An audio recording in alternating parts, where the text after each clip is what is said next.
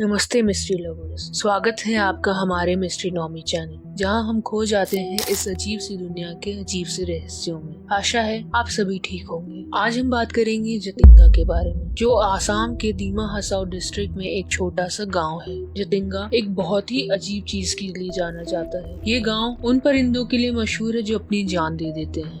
हाँ, ये सुनकर आपको थोड़ा अजीब लग सकता है, लेकिन ये सच है।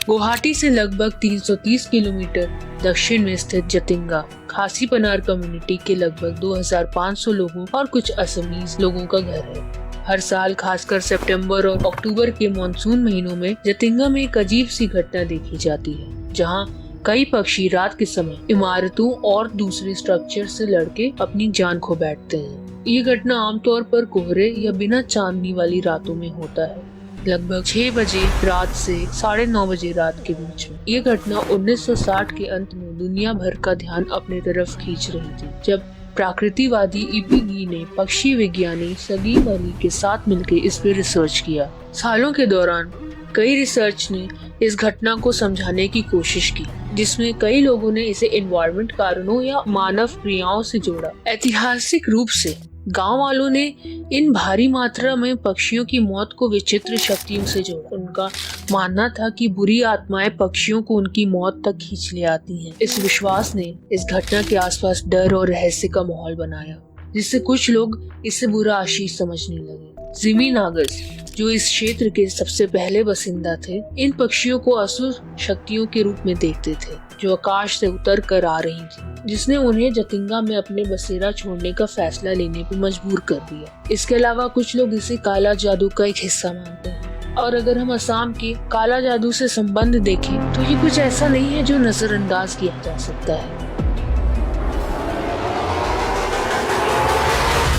इसके विपरीत 1905 के अंत में आए जयंतीय जनजाति ने इस घटना को एक अलग नजरिए से देखा। उन्होंने इसे भगवान का उपहार माना और इसे एक विशेष प्राकृतिक घटना के रूप में देखा। असम में पक्षियों की मौत की घटना में कई प्रजातियां मिले। इनमें से कुछ प्रमुख हैं tiger bittern, black bittern, kingfishers, little egret, Indian pitta, green pigeon, spotted dove, whale. विज्ञान की रिसर्च के बाद कुछ मुख्य कारण इन पक्षियों की मौत के पीछे हो सकते हैं, जैसे मानसून के अंत में जब हवा तेज हो जाती है तो ये छोटे पक्षियों को अपने रास्ते से भटकने पर मजबूर कर देती है। ये हवा उन्हें आर्टिफिशियल लाइट्स की तरफ खींच ले आती है, जिसे वो सुरक्षित समझकर उस तरफ तेजी से उड़ते हैं, पर किसी इमारत या स्ट्रक्चर से भिड़कर अपनी जान दे देते हैं। ये अजीब घटना अक्सर सितंबर से नवंबर के बीच में होती है, जब रातें अंधेरों और कोहरम से भरी होती है। इन रातों में पक्षी प्राकृतिक तरीके से अपनी राह नहीं पकड़ पाते और उनका मन और भी भ्रमित हो जाता है। इस वजह से वो गांव की रोशनी की तरफ आकर्षित होते हैं, समझते हैं कि ये उनका रास्ता है। आसाम में बारिश के वक्त प्राकृतिक आवास और घोंसलों को नुकसान होता है, जिससे पक्षी डिसोरिएंटेड हो जाते हैं। उन्हें अच्छी जगह की तलाश होती है, पर उस तलाश में वो भ्रमित होकर अपनी जान खो बैठते हैं। कुछ लोग मानते हैं कि इस क्षेत्र में जमीन के नीचे पानी के चुंबकीय गुण में बदलाव भी पक्षियों के मन को भ्रमित करता है। ये एक और रहस्य है जो अभी तक पूरी तरह से समझा नहीं गया है। जतिंगा असम में पक्षियों की मौत के सिलसिले में कुछ सालों से काफी कमी आई, जो कि जागरूकता और संरक्षण के प्रयास से संभव हो पाया है। पक्षियों की मौत में तकरीबन 40% तक की कमी देखी गई है। ये कमी इसलिए हुई है क्योंकि संरक्षण संगठनों और एनजीओ की तरफ से जागरूकता फैलाने का काम बहुत तेजी से फैल रहा है। इन प्रयासों के जरिए स्थल के लोगों को ये समझाया गया है कि पक्षियों को बचाना कितना जरूरी है और उन्हें मारने या पकड़ने की प्रथा को रोकना भी जरूरी है। पहले स्थानीय लोग पक्षियों को पकड़कर मार देते थे,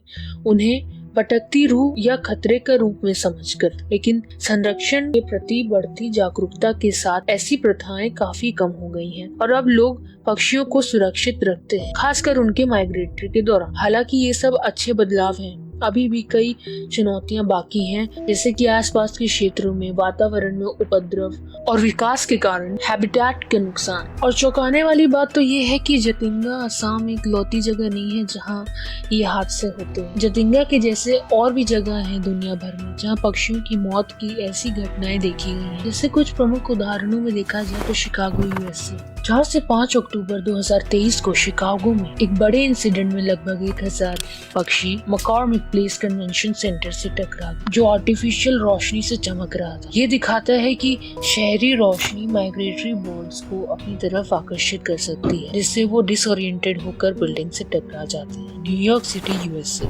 एनवाईसी बर्ड अलायंस ने आर्टिफिशियल लाइट्स के माइग्रेटरी बर्ड्स पर इफेक्ट को समझाने के लिए काफी रिसर्च की है। वो ट्रिब्यूट इन लाइट मेमोरियल को मॉनिटर करते हैं, जहां बर्ड्स रोशनी के बीम्स में फंस जाते हैं और फिर घूमते रहते हैं या बिल्डिंग से टकरा जाते हैं। कई शहरों में किए गए रिसर्च से ये देखा गया है कि आर्टिफिशियल लाइट्स बर्ड्स को दूर से ही अट्रैक्ट कर सकती है, खासकर जब फॉग हो या बादल। ऐसे कंडीशंस में मास बर्ड डेथ्स होती हैं, जहां कई बर्ड्स इल्यूमिनेटेड स्ट्रक्चर्स से टकरा जाते हैं। रिसर्च के हिसाब से यूएसए में हर साल 300 मिलियन से 1 बिलियन तक बर्ड्स आर्टिफिशियल लाइट से टकरा कर मर जाते हैं। ये स्टैटिस्टिक ये दिखाता है कि ये समस्या सिर्फ जतिंगा तक नहीं बल्कि दुनिया के कई शहरों में ये एक कॉमन इशू है। जतिंगा असम के इस मास बर्ड सुसाइड के पीछे जितने साइंटिफिक रीजंस दिए गए हैं वो आज भी एक थ्योरी है। आज तक इसके पीछे कोई ठोस या कंफर्म्ड रीजन नहीं पता चला है। अगर आपके पास कोई थ्योरी हो तो इसे नीचे कमेंट बॉक्स में मेंशन करें। अगर आपको वीडियो पसंद आई हो तो इसे लाइक करें और चैनल को सब्सक्राइब करें। मिलते हैं जल्द ही एक ऐसे ही रहस्य भरी वीडियो के साथ। तब तक के लिए गुड बाय, टेक केयर।